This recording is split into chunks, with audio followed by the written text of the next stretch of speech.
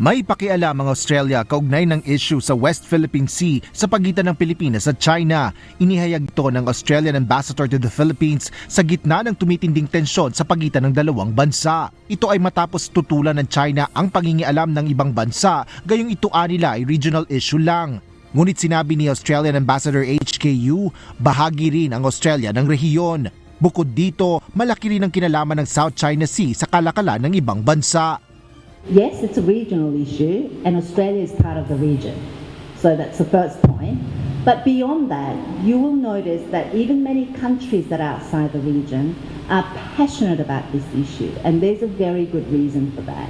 It's because the South China Sea is a very important international waterway for the whole world.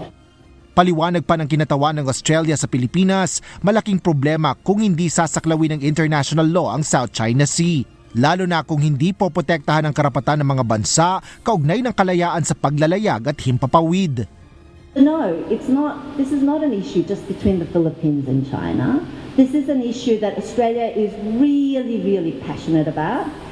Kaugnay ng maritime space, tiniyak ng embahador ang posisyon ng pamahalaan ng Australia na kasang-ayon sila sa international law at pagsunod dito. Kaya sinusuportahan din anya ng Australian government ang pasya ng Permanent Court of Arbitration sa Hague noong July 12, 2016 na pumapabor sa Pilipinas na angkinin ng West Philippine Sea bilang bahagi ng teritoryo ng bansa. Australia will always stand up for international law and the rules-based order.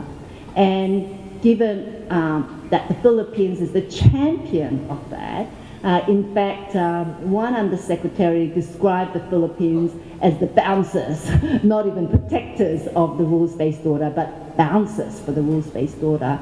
Of course, Australia is always going to stand by the Philippines. Dagdag pa ng Australian official, buo ang suporta ng kanilang pamahalaan sa inisyatibo ng Pilipinas hinggil sa bagong international law kaugnay ng paggamit at responsibilidad ng lahat sa high seas o mga karagatang hindi pagmamay-ari ng sinumang bansa. Asher Cadapan Jr., UNTV News and Rescue. Diyos ang aming sandigan, serbisyo publiko ang aming pinahalagahan.